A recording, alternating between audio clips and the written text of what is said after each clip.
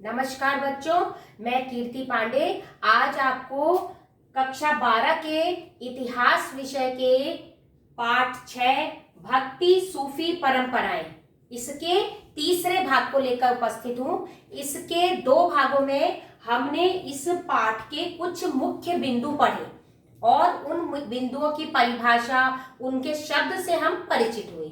आज से हम इस पाठ के प्रत्येक बिंदु को विस्तार से पढ़ेंगे। तो पहला पॉइंट है धार्मिक विश्वासों और आचरणों की गंगा जमनी बनावट। इसके अंतर्गत पहला पॉइंट है पूजा प्रणालियों में समन्वय, कि किस प्रकार भक्ति सूफी परंपरा के अंतर्गत पूजा प्रणालियों में किस प्रकार समन्वय आया, यह हम पढ़ रहे हैं।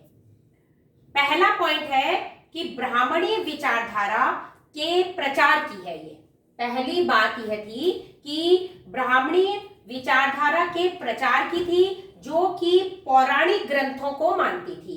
पौराणिक ग्रंथों की रचना, पौराणिक ग्रंथों का संकलन, उनका परिरक्षण, यह उनका कार्य था।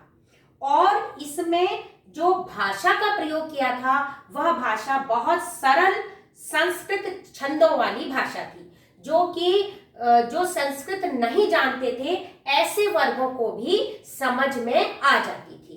तो यह एक समन्वय का रूप है अपने आप में।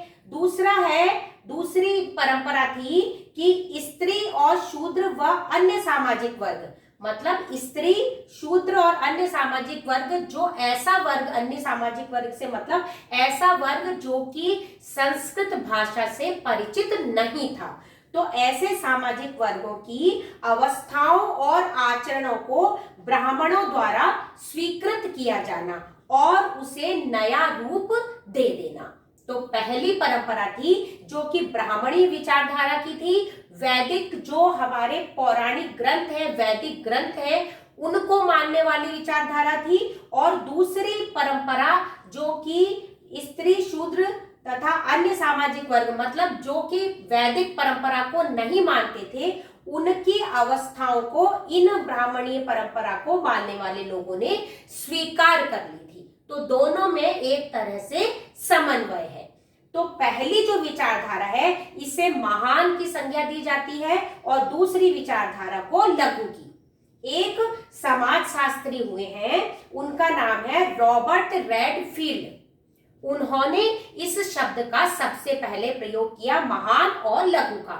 उन्होंने बताया कि एक जो कृषक समाज है वो ऐसी बातों को, ऐसे धार्मिक बातों को अपनाता है जो कि राजा और पुरोहित अपनाते हैं। उनके द्वारा अपनाई गई परंपराओं का वह अनुसरण करता है, लेकिन दूसरी तरफ वह अपने सामाजिक जो आचार व्यवहार है उन बातों को भी वह मानता है। तो जो पहली बात है जिसमें वो पुरोहित और राजा की बातों का अनुसरण करता है, पुरोहित और राजा द्वारा अपनाई गई ब्राह्मणीय परंपराओं का वह अनुसरण करता है, वह है महान। और जो दूसरी लोक आचरण वाली परंपराओं का वह अनुसरण करता है, जीवन में अपनाता है, वह है लघु।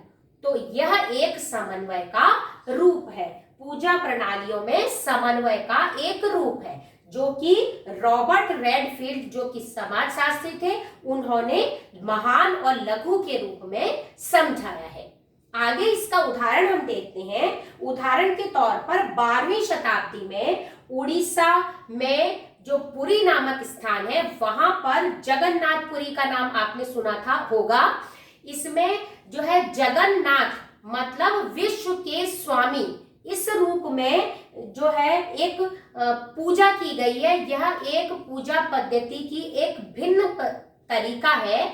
इसमें विष्णु की काष्ठ मूर्ति की पूजा की जाती है, जिसमें भगवान विष्णु, जो कि कृष्ण के प्रतीक है, उनकी बहन सुभद्रा और उनके भाई बलराम, उनकी काष्ठ मूर्तियां हैं। और यह उस समय प्रचलित विभिन्न जो विष्णु की भारत के विभिन्न भागों में विष्णु का जो पूजन होता था, उससे भिन्न प्रकार की पूजा पद्धति थी। लेकिन फिर भी वो विष्णु थे, विष्णु के प्रतीक थे। और अन्य भागों में जो माने जाने वाले थे वो भी विष्णु के प्रतीक थे। तो इस प्रकार पूजा पद्धतियों में भिन्नता होते हुए भी समन्वय है। आगे है कि दैवीय संप्रदायों में भी ऐसा समन्वय देखने को मिलता है। वह क्या है कि जो कि पत्थर की मूर्ति को सिंदूर पोत दिया जाता था, उससे यह माना जाता था कि यह दैवीय प्रतिमा है। तो कहीं पर इस जो दैवीय पत्थर की मूर्ति को सिंदूर पोता जाता था, तो कहीं पर उस रूप को विष्णु की पत्नी लक्ष्मी के रूप में पूजा जाता था, और वहीं कहीं दूसरे स्थान पर शिव की पत्नी पार्वती के रूप में पूजा जाता था। तो इस प्रकार जो है पूजा प्रणालियों में समन्वय हमें देखने को मिलता है।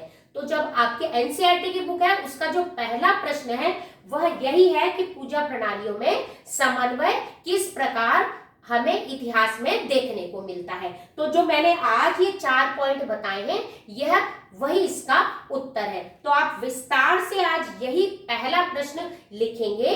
एनसीईआरटी की बुक का पहला प्रश्न है, और इसे जैसा मैंने समझाया है, पहला पॉइंट ब्राह्मणी परंपरा, और दूसरा पॉइंट जो है स्त्री और शूद्रों तथा अन्य सामाजिक वर्गों को ब्राह्मणी परंपरा ने स्वीकार किया है। तीसरा, इसमें फिर आपको समाजशास्त्री रेडफील्ड के बारे में भी समझाना है, जो मैंने बताया, महान और लघु के बारे में। और पूरी उड़ीसा में जगन्नाथ जो विश्व के स्वामी, इनकी एक भिन्न प्रकार से भारत के विभिन्न भागों में जो विष्णु की पूजा की जाती है, उससे अलग प्रकार से यहाँ पूजा की जाती है, लेकिन फिर भी भारत विष्णु के रूप में समन्वय है। आगे जो दैवीय प्रतिमा जो कि सिंदूर पोता जाता है, तो ये विष्णु लक्ष्मी के रूप में, कहीं कहीं शिव की पत्नी पार्वती के रूप में पूजा जाता है। तो ये इंपॉर्टेंट है। इससे कुछ एक्स्ट्रा क्वेश्चन भी आ जाते हैं, तो वो भी आपके क्लियर हो जाएंगे।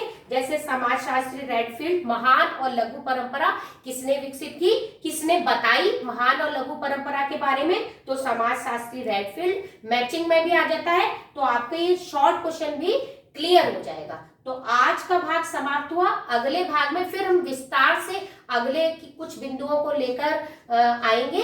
तो आज ये भाग समाप्त हुआ। धन्यवाद।